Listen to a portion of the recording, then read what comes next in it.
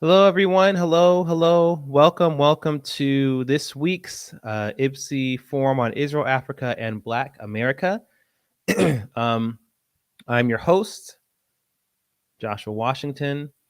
For those on Instagram, here we go. Instagram wasn't working at first. Now we're all live on everything. We're on YouTube, Facebook, Twitter, Clubhouse, and now Instagram. Instagram is from my personal account right now, Josh Wash IBSI. But everything else, we are on IBSI now, IBSI dash now. Welcome, welcome, welcome. Um, Hope everyone's doing well. Ping your friends, ping your neighbors, ping your enemies. Tell everyone to come in here and let's get this conversation going. In a little bit, I'll have my lovely co-host with me to join me in some of the and take part in some of this other discussion that we have tonight. But I'm going to open it up here and start things off. It's been kind of a it's been a very difficult few days in Israel, as some may already know if you follow the news, especially if you're listening to this from Israel. You know more than I do what's going on right now in a much more intense way, and my heart goes out to you, and our hearts at IBSI go out to you as well. We're gonna start there here and discuss a couple of things. So I'm gonna go backwards. So just today, um, we heard the news this morning for us. It was late afternoon in Israel. An Israeli woman, um, an Israeli woman by the name of Batsheva Negrit. She was 42 years old, from Judea. She lived in Judea, Samaria. Um, she was murdered in front of her child. That was just today. Israel has a very, very fast. We talked about this before with our ambassadors, um, but they have an ambulance service where when there's immediate um, emergency, something that's urgent, Israel has this technology, or they have these little, basically these mopeds that can get around quickly and um, and provide immediate attention to an injured party while the ambulance is on its way over there. If you've been in Israel, you know that it's sometimes, well, often there's a lot of traffic. Well, unfortunately, at first she was listed to be in critical condition, but she was declared dead shortly after the scene. Um, at the scene, I should say, shortly after the attack. That happened earlier today, and then just 3 days ago, two Israeli men, a father and son, were shot and killed in a terror attack, again in Judea, Samaria, in the town of Huara on Saturday. Um, and Sorry, I apologize. Their names were, the father's name was Shea Silas Negreker. He's 60, and his 28-year-old son, Aviad Nir. Um, they were both murdered. Both of these victims were victims of anti-Israel Palestinian terror. And what's so there's a couple of things that are going on here. Like I said, one, at IBSI, our hearts go out to those who are mourning now, to the entire country of Israel, because even we know that even if there's not a familial connection, the country feels these types of attacks. It's very tragic, very sad, um, very brutal, and gets bloods boiling and all that kind of stuff. It's one of the things that continues to rear its ugly head, and I think, like a festering sore, continues to cause pain and further strife in Israel, um, when it comes to these terrorist attacks, is that our administration continues to fund the PLO, in violation of, ladies and gentlemen, the Taylor Force Act. There's an article that was posted. I believe it was earlier. That was written. It was earlier this year, about the Biden administration giving $2 billion to the Palestine Liberation Organization. $2 billion, billion with the B. And since then, terror attacks against Israelis rose 900%. And the subtitle of this article says it costs $10,000 to kill an Israeli child. So not only is this not happenstance, there's a couple of things that happen here that we have to highlight. You would never see this like this on the other side, which is after these terrorist attacks happened, Hamas, the Palestinian Islamic Jihad, they celebrated, said this is a victory, this is amazing, this is beautiful, it's wonderful. And Hamas leaders, Palestinian Islamic Jihad leaders, and Palestinians on the ground were passing out candies and baked goods to children on the streets. They were celebrating. They were celebrating because Jews were successfully murdered. That's how these terrorists on the ground responded to these attacks. So that there's that going on, right? Jews are being murdered. A lot of the general public agrees with this. Now, again, we've talked about this in the past. There are many Palestinians who aren't down for this, who really do want peace. But the ones right now that are calling the shots and actually making the headlines are the ones that are killing Israelis on the streets. And I specifically, if you read pretty much any article, it'll say West Bank. Jews were. To me, that just kind of further sticks the knife in because it's Judea. It's not the West Bank. It was the West Bank when Jordan illegally occupied it. Jordan hasn't had it since '67, and it's like the heartland of the Jewish people. It's Judea, right? Like, so no, it's not. They weren't in some disputed territory. That this was the heartland of the Jewish people. 3 Jews were killed in the past few days. The response to that was celebration by many Palestinian Arabs. And again, this further kind of drives the wedge in. Every time since that visit that our president made, and then the $2 billion that was given to the Palestinian Authority, every single terror attack that takes place, because you have to understand, people, the subtitle of that article is saying it costs $10,000. If you put that article back up again, it's telling you how much it actually pays. It costs $10,000 to kill a 6-year-old, and the terrorists have the money. These people are being employed. They're being employed. Like right now, some of you might be looking for a job.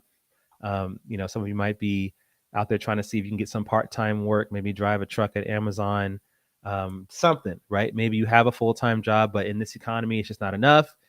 You got to bring in something extra. You do something on the side, maybe drive Uber or do Postmates, or wait tables. I used to wait tables. I used to clean parking lots at malls. I used to work my grandfather's janitorial service called David and Sons. All my uncles and my father, my auntie worked there, and I did as well with a lot of my cousins. We do things, right? When we're short on money, we see that okay, my expenses are bigger than my income. I either need to cut some expenses or I need to figure out a way to generate more income. So this is, imagine that, right? I mean, you don't have to imagine. A lot of you understand exactly what I'm talking about. Now imagine there's no jobs available anywhere because the people who are in charge of governing you do not allow that, right? There really is not a lot of options, right, when it comes to getting work. And the only real option there is in front of you, and it's very lucrative, is to kill Israelis.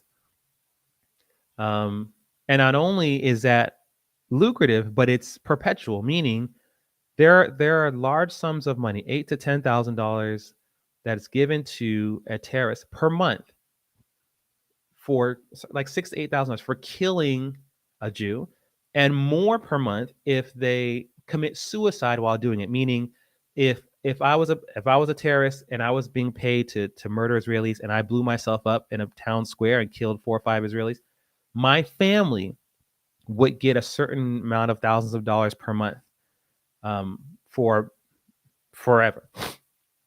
My family would be set for life. Now, so that's the reality that's being shaped on the ground here with when it comes to Palestinians living in Gaza under the rule of Hamas, and now you have the rise of Palestinian Islamic Jihad. So that's what's going on, and our administration is not only violating the Taylor Force Act. When I say our administration, I mean the U.S. administration. This current administration is not only violating the Taylor Force Act, which, if you don't know, the Taylor Force Act was a bill that got signed into law, legislation that says funding for the Palestinian Authority, right, the governing body of the Palestinian people in Gaza, funding will stop as long as the government continues to pay terrorists to kill Jews. It's called pay for slay. I remember a few years ago this is how many years? It's like 5 years ago now. We were with Christians United for Israel at their annual Washington, D.C. summit. And we were in the meeting room. We were talking to our Congress people and our senators. And we were in the room with Dianne Feinstein's staffer. As long as I was going to those summits, I've never met Dianne Feinstein, former senator of California, face to face. It was always her staffer, and it was the same guy. And I remember we talked about this. This was before the Taylor Force Act got signed into law, right before, actually. And we were stressing to him the importance of this bill being signed, because it's very clear that the Palestinian Authority is paying, and Hamas are paying the salaries of terrorists with the money that the U.S. and other countries give to them in aid. And this staffer looked us dead in our face and swore to the high heavens that was not what was happening. No, that's not happening. That can't happen. That is not happening. And we said, it's literally happening. Where do you think the money's coming from? We know. Do you agree with us that they're getting money? Well, yeah. Okay, then do you also agree then that it's coming from? Well, it can't come from us. It's coming from other countries. How do you know that? How do you know how their money's being? And even if it was coming from other countries, does it really matter? If we're all putting money in this pot and someone's using a big portion of this pot to pay terrorists, shouldn't we reconsider putting money in that pot? I mean, does it matter if they're touching our money or not? Like, I don't understand no, it's not happening. So he sat there and lied to us. Thankfully, it got passed through. Every time we give money to the Palestinian Authority, we are violating the Taylor Force Act. We are actually breaking the law. Our administration is actually breaking the law whenever we do this, because it is law now that we are not to fund the Palestinian Authority so long as they continue to engage and pay for slay. So we're breaking the law. So not only are we doing that, but we are effectively funding both sides of this conflict. Why am I saying that? Because Israel and the U.S. are allies. We help. We send money for certain things. People say, it's not like blanket funding where we just kind of give them money for nothing. There are certain things that Israel actually provides to the United States: intelligence, right, military, strategy, security, all that kind of stuff. Things that we can use for our own country. So, but still, we are still giving money on one side and then giving money on the other side illegally, by the way. And where is that money going to? That money that's being given to the Palestinian Authority is being used to pay mainly young men to slaughter and kill Jews, men, women, children, 6-year-olds, babies, pregnant women. Just last year, there's a terrorist. I went to a house and killed an entire family, 5 kids, a mother. Like, that money that they're getting paid is coming from us. Tell me how we're not funding both sides of this conflict. We are actually doing that. While we talk about, the Israel-U.S. and this new anti-Semitism task force that the Biden administration is heading up with some people. How are you heading up an anti-Semitism task force and you're literally funding a government that wants to kill Jews? You can't get any more anti-Semitic than murdering Jews. My goodness. But we're giving money to those people, and then we're standing in front of other people and saying, we, stand against anti-Semitism in all its forms. Don't tell me that anti-Zionism is not anti-Semitism. So our hearts are heavy. Our hearts go out. Um, but there's also a lot of anger there because this doesn't have to be happening like this, right? It's not insensitive to suffer a tragedy and look and say, okay, but why do we keep suffering this? Okay, this is what the problem is. We need to change and fix that. There's nothing wrong with doing that. That's preserving your life, right? You go, okay, why is it that these terrorists keep doing it? Because part of the reason why, right, there's Jew hatred that's there, all that stuff, but also they're getting paid to, and whether you have a deep seated hatred for Jews or you just kind of maybe don't like them or you have no problem at all, if someone's paying you 10, 12, $15,000 a month to murder some people and you won't go to jail and the government's incentivizing it, so like there's an environment that has been created, that is perpetuating this thing, and we are helping fund it. That's us. That's us, ladies and gentlemen. And there needs to be more attention on calling stuff like that out. We have to come together, and I'm talking about whether you obviously, I mean, we know that these so-called pro-Palestinian activists will not talk anything about this. But us, whether it's pro-Israel organizations, justice-minded organizations, we have to, with one voice, call that out. That is a flagrant violation. Like I said, it's a violation of the law, and it's effectively it's killing people that we say are our allies. So that's what's happening right now. And unfortunately, until that gets dealt with, until that gets rectified, we are going to see more and more tragic deaths. We're going to light more candles. We're going to have more funerals. We're going to shed more tears. We're going to post more things on social media.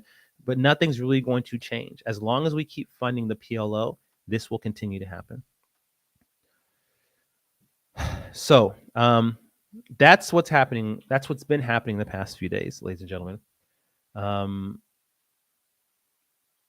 Now, I also would like to please, just briefly, we talked about this for the past 3 weeks now, so I don't want to spend too much time on it. Last week, I know our CEO and founder, along with our Speakers Bureau chief, discussed this, and then the week before, I also discussed it. But just because our CEO just published an article in our Africa Israel Weekly Substack, about Oakland, about Black Lives Matter, about Oakland, about the state of Oakland, California right now. And Maria, if you have that, if you could put that up, please. I know we talked about this for 3 weeks in a row, but I just because it was posted, I have to talk about it just a little bit again. It's called Post BLM Oakland is crying out for help and nobody cares. And now, when we say nobody cares, and I think our CEO did address this a little bit in the article itself, but also in one of his posts on LinkedIn. We're not saying literally not a single person cares, but what we are calling out are the people who said that they cared, right? They're gone. BLM was so loud and so proud and so marching down the streets and blocking highways and blocking freeways and disrupting all kinds of stuff. You had protests, we had riots, and we talked about that before. You had riots that were caused by BLM members. You had riots from Antifa. You had riots from some random white kids who just really wanted to be a part of the struggle. You had all this, FTP, which is F the police, and ACAB, all cops are bastards, all this kind of stuff. Defund the police efforts. Defund the police. Defund the police. They had them in Durham, North Carolina. Had them in Minneapolis, all over the place. And this is where, I mean, Ipsy was already speaking out from the beginning, like we talked about last week. But this is also where Ipsy really made a lot of noise, because there were Black people all around the country, especially the most crucial group of Black people were Black people who were living in these communities, in Oakland, in Chicago, in DC, in Detroit, in Minneapolis, in LA. You had Black people in these communities where people were protesting defund the police, and they were saying, excuse us, no, that's not what we want. We live here. I don't know where you guys are from, but we live here. There was a poll that was taken, and this poll said 81% of Black Americans were not for defunding they're either for more police or the same police presence. And people, oh, that's just that's just a test from one area. Da, da, da.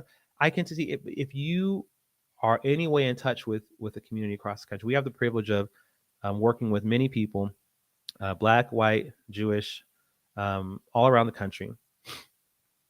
But also just growing up in the Black, we know, I could have told you that it was true, that most Black people didn't want that. Those same Black people might be able to tell you what's wrong with the police in their area, what's wrong with certain officers, certain precinct. But that mindset, you guys, when you go on social media and you see people just literally saying, no, all the police need to go. We need to get rid of all the police. And I'm tired of this. And da da da da da. I guarantee you, it's one of two things. It might be someone who's super broken, who actually had a really traumatic, detrimental experience with police officers, because that does happen. Like, we can't act like that doesn't happen, right? That does, just like in any entity, you have really, really ugly people who shouldn't be there, and you have great people, right? So it might be someone who's actually suffered something very traumatic because of a bad call or an ill-intentioned police officer, absolutely.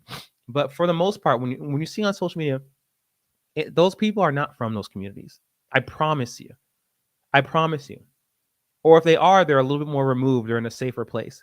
I promise you, because anyone who's from there, again, can tell you these are some of the issues that we have with our police. But if you say, okay, so should we defund them? They'd be like, no, absolutely not. What do you mean? What are you talking about? It's just like, for instance, it's just like, we have a lot of Ethiopian Israeli colleagues and friends, and we have discussions, and especially when we're just talking between the two of us, or my father and them, or in a group, like just a small group of us, they'll share with us sometimes some of the hardships of being in Israel.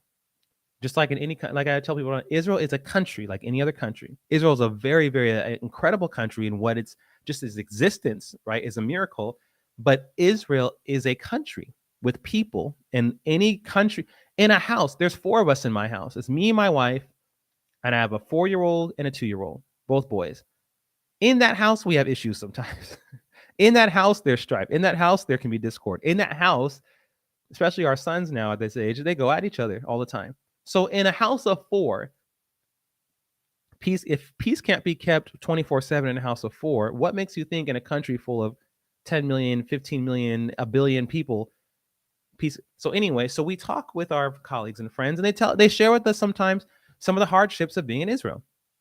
They share with us, ready, some of the racism that they face, maybe on a person-to-person basis, right? They share stories. They talk about, things that are difficult for them. Absolutely.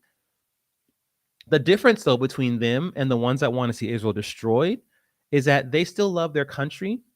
They want their country to do better. They don't want their country to disappear. And that's something that I've even discussed with some of my Ethiopian Jewish friends is, okay, I hear what you're saying, but they say that you stole the land from 48 and that you need to give it back and that Israel needs to cease to exist. Do you agree with that? Well, no. Okay, well, then you guys aren't the same. You have issues that you are bringing with your country, that you're bringing to your country in love, right? I have a problem with if me and my wife are we're arguing and there's stuff going on. We're going to bring each other, we're going to bring things to each other in love to try to solve. That's what should happen anyway, to try to solve the argument. If someone else who's some third party who doesn't live in our house, who already doesn't like, let's say already doesn't like Olga, and now he wants to go and talk mess about Olga and start, cussing her out and calling her all kinds of names and stuff. Yeah, he's going to get popped in his mouth by me. Why? Because, look, we're not vibing at the moment, but she's still my wife. And you don't love her. You're just trying to, you have your own agenda that you're trying to carry out. And that's what's going on. So going back now to Black Lives Matter, that's exactly what was happening, is that you had Black people who maybe had some concerns about police officers. Sure, they were being used. You had the mothers and fathers of these kids who were killed. These kids who were by unarmed kids that were killed by police officers. And we take everything case by case at IPSI. So nothing's a blanket statement. There were some cases where we looked and we read the reports and we said, wow, this was a really bad situation. There's some reports where we said, no, like he was charging like the Mike Brown incident, like the hands up, don't shoot thing never happened. He was charging the police officer and he got shot in his front. Like that's what happened, right? That's what happens when you try to attack a police officer who's armed, right? That's just what happened. So we were talking about that, and the parents of these people, they're hurt, they're broken, they can't believe this happening, and now Black Lives Matter is taking them and elevating their voice only for the purpose of pushing through their own agenda. And a lot of these parents have also spoken out. There's a bunch of articles. There's an article on our Substack where I kind of put most of those things together, or pretty much all of them. It's called Black Lives Matter Isn't Broken, It's Doing Exactly What It's Supposed to do. You can find it on our ibsi.substack.com. And one of the things I talk about is the families, the parents of these, Breonna Taylor's mom and Mike Brown's family and Trayvon Martin's family, who are saying, okay, BLM came here, pretend like they cared about us, raised all this money, and they left. And we haven't heard from them since. Then we found out the founders were just raising money for themselves. That's straight out of the Marxist textbook. Some of the best Marxists are closet capitalists because they make all that money and they do what they want to do, but everyone else has to be a socialist. So anyway, that's what was going on. And Ipsy called it out from the beginning, and people wanted to still hashtag and all that kind of stuff. So now Oakland is hurting. Oakland is hurting, and they're still hurting. And you know what? I know I brought it up. Like I said, I know this is the third time, but actually the point needs to be driven home. You know why? Because when this issue was being hijacked, everyone was on it. Everyone was on it. Everyone's emotions were high. Everyone wanted to talk about hashtag Black Lives Matter and post a black square. Even when we at Ipsy were like, and a lot of black people were going, hey, this is not, nope, this is an evil agenda. Oh, you guys, it's not our turn. I told you we got pushback from people who aren't even black. We have pushback from people who aren't even from our community, telling us what they think is best for our community, not listening to us at all. Now that we've moved on, Oakland and many other cities are burning, you guys. Burning. I was in Oakland a few weeks ago for a show. I played a big show. I talked about this. Oakland First Friday is a big festival that happens every year. It's like a series that happens a few months out of the year. And my hotel was about 1.5 miles, 2 miles from the place where we were performing outside. And so I walked because I was trying to save some money. And I walked and, talked to a lot of people along the way. Homelessness has exploded. But I just noticed certain areas, because I used to live in California, certain areas I knew are gone, desolate, burned down, broken. I mean, it's Oakland is burning, you guys. It's hurting. And now that we're here, it's like we've all moved on. No one cares about this anymore. The only reason why most of us were even doing the Black Lives Matter things, because it was making us feel good. Now that the results of defund the police are rearing its ugly head, are doing exactly what we said it was going to do, and it's doing it in Oakland. No, everyone's moved on. No one has nothing to say, and that's messed up, especially for those who were loud and proud and vocal. And I'm challenging those of you who might be listening and watching now who are, you made a mistake, you got caught up in it. That's great. That's fine. I mean, it's not great. It happened. Fine. We're here now. And these cities are reeling from this destructive ideology, this destructive policy that many of you promoted and thought was the best thing for Black people. I challenge you now to be just as loud about how it's actually strangling the Black communities all over this country now, and the low-income communities, and the places where police are actually needed the most, while the people who are promoting this sit comfortably in their homes, their gated communities, their areas where police are abundant and it's fine. Some of them have enough money to have private security, just like Cori Bush. She, I keep wanting to say senator. I think she's congresswoman. Sorry. She was one of the biggest advocates for defund the police, and she hired private security like shortly after that. And she was asked about it. On like ABC or one of those networks, and they said, you were talking about defund the police, and then you got private security. You know what her response was? Her response was, I'm an important person. I got to have, the people on it. Wow. Okay, so you're important. That's why you have to have your own private security. Screw the rest of them. They're not important. They don't need police. They're just collateral at this point. Like, that was the game that was being played from the beginning. From the beginning. So now that these cities are reeling, again, for those who are listening and watching, I challenge you to speak up now just as much as you were speaking up when you thought that Black Lives Matter was a great organization doing great things. I need you to be just as vocal now that defund the police, that destructive policy has seen dead men, women, and children. Please stretch thin and all that stuff. Okay, I'm gonna get off that. I'm getting off that soapbox for now, because, like I said, we did talk about it the past couple of weeks, but I just wanted to bring that up just because it was an article that was published today. Again, go to ibsi.substack.com to read it. All right, now I want to reset the room just for a minute. I see a few more have hopped into Clubhouse. People going in and out of Instagram. For those who are watching on YouTube, Facebook, Twitter, this is Israel's forum. IPSI's forum on Israel, Africa, and Black America, where we discuss all these things. Someone just said, "Oh, I see you, ma'am. I saw it as a distraction for a hidden agenda." Absolutely, and we can even go deeper into that. We talk about that, write about that in a few of our writings, but absolutely. Whenever it's we call it smoke and mirrors. Absolutely, there's a it's never just for nothing, right? And so what we're seeing here is a but anyway, I don't want to get deeper into that, but yes, ma'am, there was definitely other agendas being carried out while under the guise of justice for Black people and whatnot. So now, as we're going.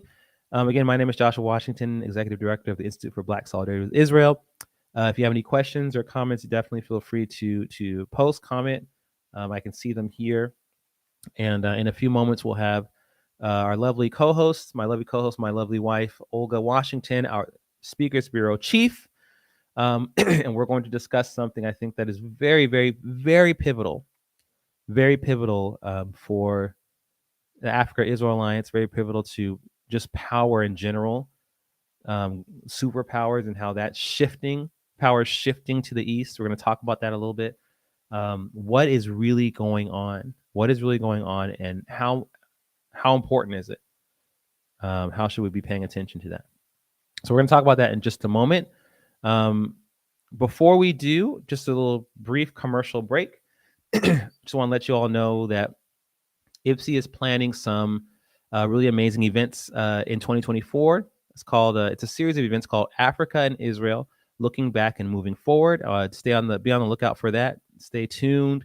You can follow us, like I said, on all the social media platforms or join our mailing list. We will be posting more about that, but that is a music-centered event series we're doing all around the country, and right now, different parts of the world. Where I've been talking with our friends at the Canadian Anti-Semitism Education Foundation about doing something in Toronto and Montreal. We're talking all the way from California all the way to DC. We got a lot of stuff planned, especially with our IPSI ambassadors, and we're looking forward to doing that as well as they're playing their own things. So we're very excited.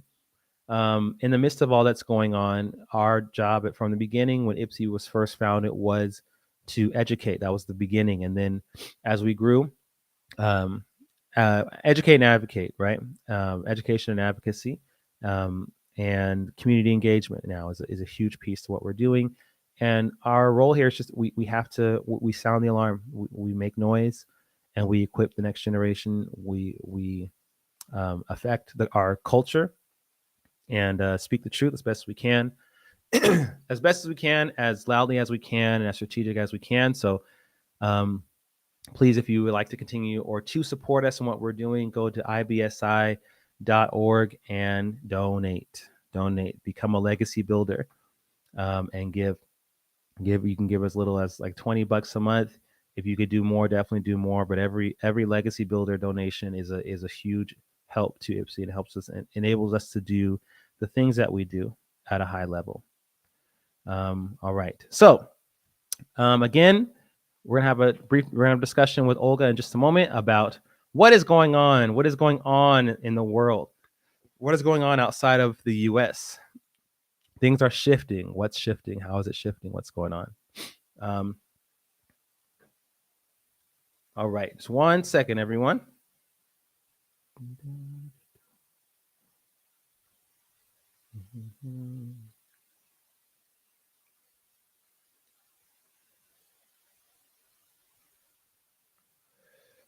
Okay.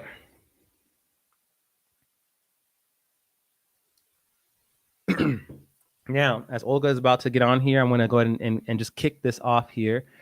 We have what's called the BRICS Summit happening 2023, which is happening this weekend.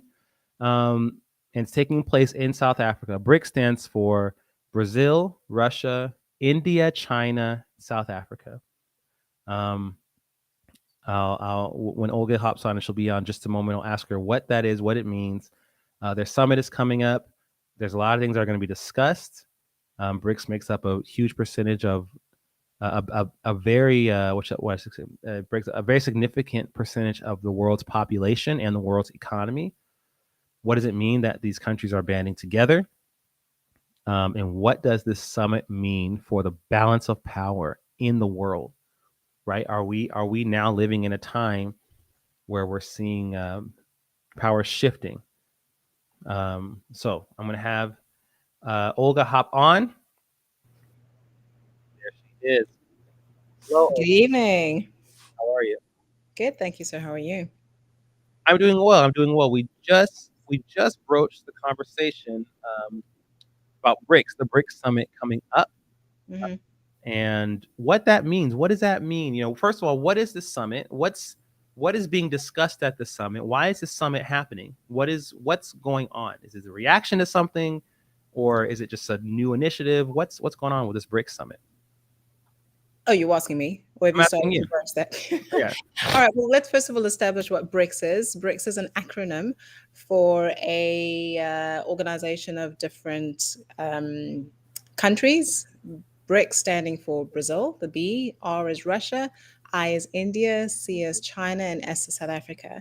And so these are emerging economies that several years ago, before COVID, came together and looked at initiatives and ways that they could advance cooperation amongst their countries, trade amongst their countries. And what's happened over the years is that there's been a growing interest around the BRICS group of countries.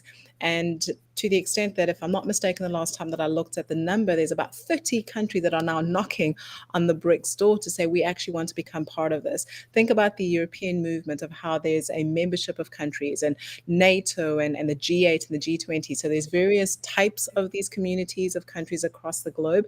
And this is one that is really, I don't want to say taking the world by storm, but it's going to be shaking things up for several reasons. So starting tomorrow in South Africa, South Africa is the host for this BRICS summit. We're going to be having representatives from all of the countries, and more specifically the presidents of all of these countries, other than the president of Russia, Vladimir Putin, because there is an international warrant for his arrest. But he will be joining the summit, which is going to be taking place over 3 days in Sandton, Gauteng. And they're going to be discussing various topics, ranging from the admission or not of various other countries to the currency. There's talk about moving away from the dollar. This is something that has been spoken about for several decades across the African continent, but is now gaining momentum, not only on the African continent, but amongst this group of countries, which, it's important to note, represent 40% of the world's global population. 40%. Wow. 40% of the world's global population, and they represent a large chunk of the global economy as well. These are emerging markets. These are very, very important players. And so they're coming together to discuss things that, issues and matters that pertain to them, but also that impact the broader international community. Wow. Wow. Wow. And so a couple of things here. One thing you said, Olga, was one of the things that will be discussed at this summit would be the admission of other countries into BRICS. Who would be let in, who wouldn't be let in, da, da, da. And I guess early on, it seems that at least we know one country that probably wouldn't be let in, which is a country that wanted to come in the first place to the summit and was denied, which is France, correct? President Macron said, "Hey, I see you guys have a summit. I would love to be there," and they're like, "Nope, sorry, it's not for you." What is that? What is that gesture? Why is that there? What does that represent? Well, I haven't looked into the details of why France was not its ask to be invited was not honored. But one need only take a look at how France has impacted, and unfortunately negatively so, the African continent Mm, over several decades. France is one of several countries that colonized Africa. And unfortunately, even though there's been political liberation of the colonies, or at least the countries that were French colonies, there hasn't been economic freedom from colonialism in that regards. I mean, there's countries, and they call them Francophone Africa, where they still have to go through France in order to get permission to purchase state land. They have to use the French currency. And so mm, France, if I may be politically incorrect, has got its tentacles still on the African continent. And there's this emerging sense of, we want to be our own people for ourselves, and we don't want the West dictating what should be happening and should not be happening. And mm, so France is not many African countries' favorite person. And I suspect that that's the main reason why they haven't been invited to the summit. It's Africa's time in the most simplistic of terms, and Africa is going to be looking for people that want its interests, that share its interests. mm. China has put itself out there as being one of those Right. parties, as is Russia. Wow. Wow. So that's been something that's been interesting to me. This discussion I've been seeing, whether it's amongst Africans or even some Black Americans now here, that this, wanting to throw off not just France, right? I think you said it represents more of the West, right? We don't Hmm. want the West Hmm. telling us what to do. Um, One of our officials were in Uganda, I think for a press, it was like a press conference, and asking the Ugandan president about their anti gay bills, and he was like, America does a lot of things that we really disagree with, and we keep our mouth shut. We don't say anything. And not only that, but our CEO wrote an article. Sorry, our CEO wrote an article, um, not just about that, but about the hypocrisy of like our country um, ignoring flagrant violations of human rights in other countries, places like Iran and Saudi Arabia. How the penalty for being gay in Iran is death by hanging in the public square and things like Hmm. that. Hmm. Ukraine even, it has these very, very intense anti-gay laws. Nothing. We could give billions of dollars to Ukraine. We continue to give money to Iran. We continue, but Africa, Africa, Africa, Africa, and so I hear you when you say the West, right? It's not just France, but it's like the West keeps telling us what to do. Um, Go ahead, go ahead. What's also interesting is, we talk about the countries that were invited to attend the summit as friends or as guests of the BRICS countries. And of these countries, it doesn't seem as if any countries from the West were invited. The last list that I saw was that these were countries from the continent of Africa, Latin America, Asia, as well as the Caribbean, which is telling. Mm, Which is mm, telling, right? So there's no invitees from Northern America, no invitees from Europe. There really is a rejection of the West and the rejection of Europe. And I think mm, a rejection of the West and Europe for several things, right? The values, like, it's like, no, we're not about these values, just as you've expounded upon a little with regards to the article that our CEO wrote. And there's also with regards to the economic power to say, no, we're not going to be bullied into right. taking your aid and following your currency in order for your agenda to come to the fore. And so Mm, there really is this shift that's happening. And it'll be interesting to see what the outcome of this particular summit is. absolutely. Yeah, we're eager. I'm eager to see what comes from this. I really am. My well, I want to ask you actually, what is as a South African, okay, as a daughter of Africa, what is your prayer right now for Africa in this pivotal time? Um, Several things. So one is that we, in our quest to truly experience not only political freedom and liberation, but economic freedom and liberation, that we will embrace people who truly are our friends. It would be unfortunate if we were to reject those who don't have our best interests at heart, and then go into the arms of those people that do have, that also don't have our best interests at heart. And so Yeah. a prayer for me is for wisdom for the leaders on the African continent. That they really will, with God's wisdom and His guidance, seek those avenues, those relationships that are for the betterment of the African people. Mm, Um, Another thing, particularly as a South African, is that it's very interesting that South Africa is the only African country, at least at the moment, that is a member of BRICS. And for many decades, particularly at the dawn of the democracy in South Africa, people spoke about how the entrance onto the continent with regards to economic opportunity and infrastructure building, that South Africa had a very key role to play, because at that time and at various times over the last several decades, it has been one of the leading economies, if not the leading economy, changing places from time to time with Nigeria, but that the move of whatever, whether it's a cultural wave or mm, new economic opportunities, starts at the bottom, and that, like South Africa, is the gateway to the rest of the continent. And so, mm, with this real level of responsibility also is that there is an appreciation of the leader that South Africa is to the rest of the continent, that we lead mm, wisely, that we lead with the right values. There have been times where, unfortunately, my country has not led in a way that would ensure that God's hand continues to bless not only South Africa, but the continent of Africa, with regards to very illiberal laws that are against the family, that are against traditional African values, and mm, even in instances that we've spoken about before, its stance in relation to Israel. It needs to be a leader showing Africans and the rest of Africa how to do it and what to do it, and also being the right partner in arms with African countries. mm. Wow, wow, wow.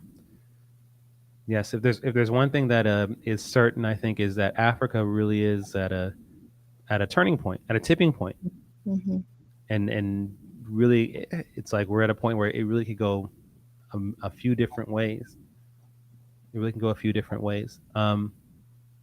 What is this? Well, I'm going to share a little bit what I think, and I'll also share. I'll also ask you too.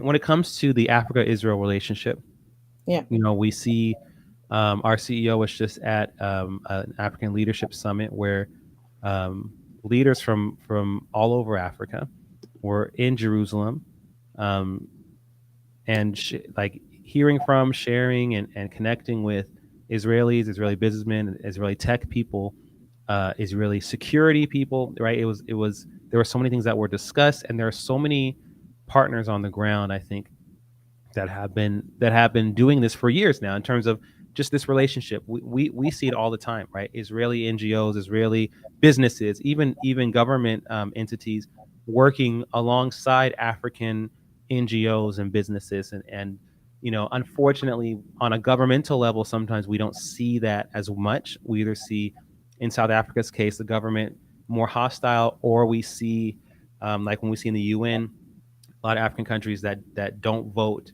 that either vote against Israel or abstain when it comes to voting for Israel, all those things. But in terms of on the ground, though, the people on the ground, the culture, the young people, the people like you and me who are, who have things going on, and they want partners and they want strategic partners. There's a lot of cooperation going on, and I see this as a potential. I think Tucker Carlson had just met with the president of Serbia. Mhm. He was sharing that that power could very well shift to the east and move away from the west. Mhm. And I believe that. I think we've been kind of seeing that for the past few years now, but I believe that that's happening. And in that shifting, Africa and Israel, that alliance could really be on top. That really could be the next global power. Is that powerhouse, that dual, um, ruler, if you will, like, global superpower type of thing. What do you think? How do you think this affects the Africa-Israel relationship? Well, first of all, I think that people in our space need to start paying more attention to what's happening on the African continent. Thankfully, not only because of our heritage and our focus in relation to our audience, but also prophetically, we've been able to say, in Africa, there's something that's going to be happening soon. And so, for those who don't necessarily care about the prophecies, or maybe may not even care about Africa as a continent, if you care about economy, if you care about political power, and if you care about social power, if you care about culture, I mean, there are just so many things that are adding up. It's almost like a scaffold that it really is making ignoring the Africa-Israel relationship something that would happen to a person or an organization's detriment. And so, whether it's because of BRICS and the growing influence and power economically of BRICS, politically as well in relation of BRICS, we're not only talking about the shift of economic power from the West to the East, but also political power. If one also thinks about the UN and other entities of the United Nations. I've been saying for years that the next Security Council seat that's going to be permanent is going to be awarded to Africa. And so countries like Israel that want to ensure that there is a partner and ally on the Security Council that's able to veto decisions that are not in favor of it should be supporting Africa. And yes, when we talk Africa, we don't talk about it as a country, even though sometimes we can allude to it as if it's a country. It's made up of 54 individual and sovereign Mm. countries, most of them sovereign. Um, it's important that we need to start paying attention to it. So if we're talking about Israel being put in a position where it can become more secure, where its people can become more secure, where opportunities that Israel has for the betterment of its people, but also to give to the rest of the world, and frankly, also the opportunity for countries across the world that want to benefit from Africa. Africa has got the world's largest amount of arable land. It's got in 2030, if I'm not mistaken, or maybe it's 2050, it's going to be having half of the world's youth population on the continent.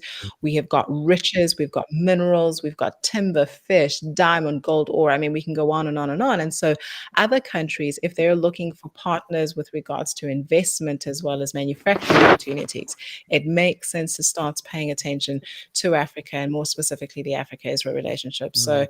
if you haven't been reading about Africa and Israel, if you haven't been studying, if you haven't been following, it's time that you do Time. that. Absolutely. Absolutely. Absolutely. Couldn't agree more. And I think that it's crucial. Like you said, it's a very crucial time. So that's happening this weekend, you guys. The BRICS Summit is over the weekend. I think it's Friday, Saturday, Sunday this week. No, I actually think it starts tomorrow. Tomorrow. Oh, you're right. 22nd, 24th. You're right. You're right. It starts tomorrow. We're looking forward to seeing what happens from this. IPSI is kind of like standing, on our tippy toes, just waiting to see what comes of this, because it is a very huge thing. We talked, and our CEO talks about this before too, as the West seems to be descending more into Jew hatred, and not just Jew hatred, but just like degradation, right? Our families are have fallen apart. Depression rates are at an all-time high, and all these different things. And as that continues to happen, and we're seeing it, we even see it in schools, right? They're teaching in public schools um, all kinds of stuff. But we're talking about Israel today. That Israel is an apartheid state. That Israel harvests Palestinian organ. They're teaching that, by the way, in Ivy League colleges, not just elementary schools, but at the highest level of education, while they're pumping that propaganda into our American students and our into academia here in America. The Abraham Accords have been going very well. A lot of Arab countries have made peace with Israel, working with Israel. Now we're seeing this. A lot of African countries now who never were at war with Israel, so didn't have to make peace, are working now more. That we're seeing this happening more and more on the East as the West is kind of losing our collective mind. So interested. And like, oh, sorry, go ahead, Olga. Go ahead. So a thought just came to mind in that we've spoken about the positive angle of looking to the Africa-Israel relationship and what that could potentially be. And I think the opposite side of it we should also touch on slightly, and that is the danger of ignoring what a strengthening of the Russian presence on the African continent may be. You and I know that it's Russian propaganda that has infiltrated and influenced, and in fact, if I may be so blunt, has shaped the current war that we're in, the ideological Yeah. war, right? When it was noted way back in the 60s and maybe even before that, that Israel was going to be okay geopolitically. Like, she's got a strong army. She was winning wars that people didn't expect her to win.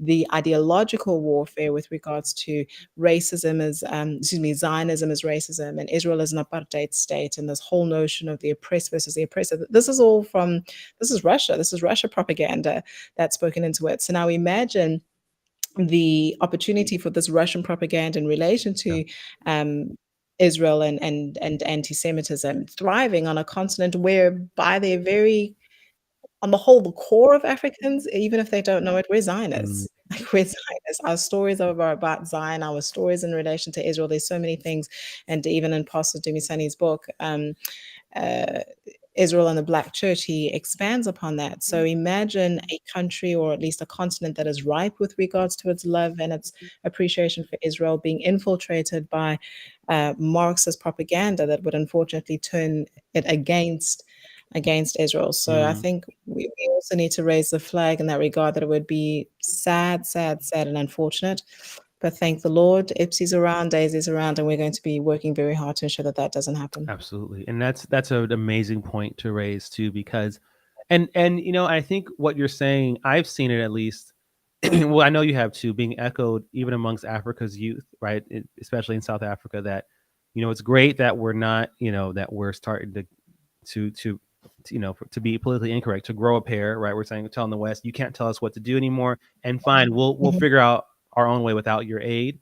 And so it's mhm, great, but it would be a tragedy to run fully and blindly into the arms of a China or Russia, mhm, right? And mhm, and but in the argument that Africa has to strategically work with people that would benefit Africa's interests, just like the US, just like every country does.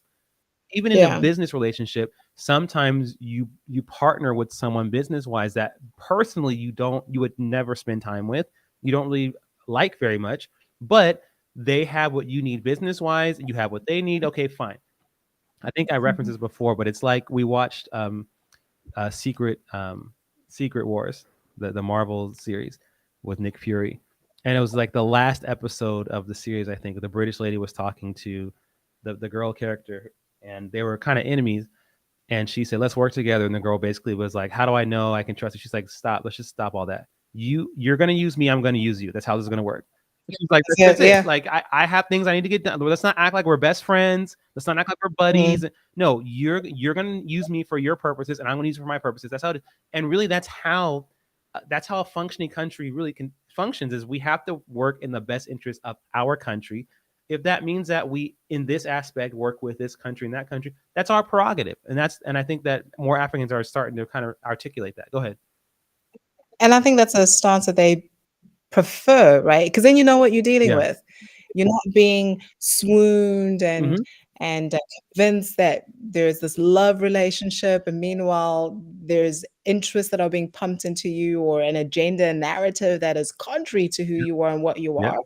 And you've been hoodwinked into thinking that this relationship is mutually beneficial. Meanwhile, it's for your Hmm. destruction. So rather, I know that I have to have my back as I deal with you, because you may be um, acting contrary to my interests, but then you also know that that's about me. And so, Absolutely. what's that saying? Rather the devil you know than the devil you Rather the don't devil, know. I mean, here's the thing: because those countries are acting in their best interests. You think Russia is Yeah. just no? Russia, China, Brazil, everyone's they're trying to benefit their country. So why not also African countries work in their best interest? So absolutely, Mhm. you're totally right. Um, and And also, yeah, I'm sorry, let me say this, and then I'm going to go shut ahead, up go ahead. potentially.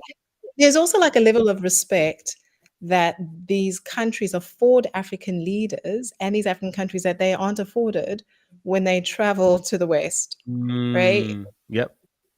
We can talk about this on another day, but there's also a respect thing, I almost want to call it like a peer Hmm. thing, right? Like, we're all presidents, we're all leaders, versus, oh, I'm the president and I'm going to look down on you because I come from a first world country, whatever Mm, the title may be. that's Yeah, very so interesting. there's also That's that. interesting, and Mhm. I actually would love to discuss that our next one, because I never actually even I didn't think about it like that before, but that is another aspect that's there.